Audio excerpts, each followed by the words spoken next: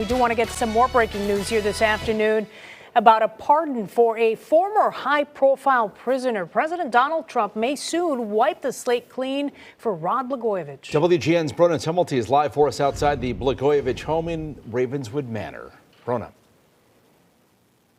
Good evening. That's right. We are hearing this evening through the Associated Press the president may fully pardon former Illinois Governor Rod Blagojevich. Now, this is after the president commuted his 14-year prison sentence during his first term in the White House. Now, just a short time ago, in the last 30 minutes or so, we did have a chance to speak briefly with the former governor, and he is feeling pretty optimistic about his future. I'll always be profoundly grateful to President Trump for everything he's done for me and for my family. It's everlasting gratitude. He's a great guy, and I think the world of him. I think he's going to do great for America. Rod Blagojevich speaking briefly in the last 30 minutes outside his home. News breaking today, he's set for a full pardon from President Donald Trump. He was elected governor of Illinois back in 2002, even re-elected to a second term before things came crashing down around him in December of 2008. That's when federal agents showed up at his door and arrested him on a wealth of different political corruption charges. One of the men at his door that morning was Rob Grant, the former head of the FBI in Chicago, whom WGN spoke with in 2019. My job was to wake him up, not create commotion. We were trying to do this quietly, inobtrusively as possible, and not disturb too much the daughters, for sure. The charges against Blagojevich included trying to shake down a children's hospital CEO for campaign contributions and an effort made to sell Barack Obama's old Senate seat, vacated when he was elected to the White House.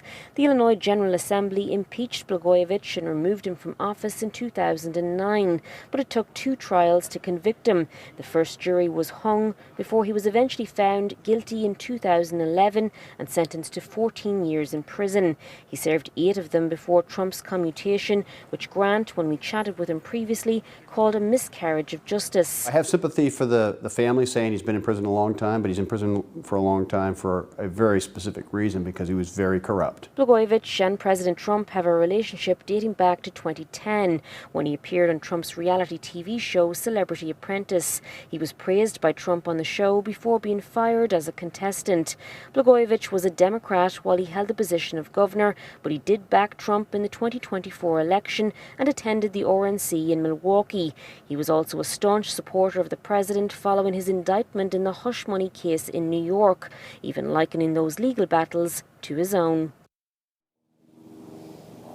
Now, Blagojevich may not just be getting a clean slate today. There could also be a new job offer on the horizon. Politico is reporting that President Trump is considering, or possibly considering, awarding Blagojevich the job of a U.S. ambassador to Serbia. Now, that follows a meeting a few days ago between Blagojevich and the president of Serbia. Now, we did try to ask him about that when we caught up with him briefly, but he refused to comment on any potential new gig.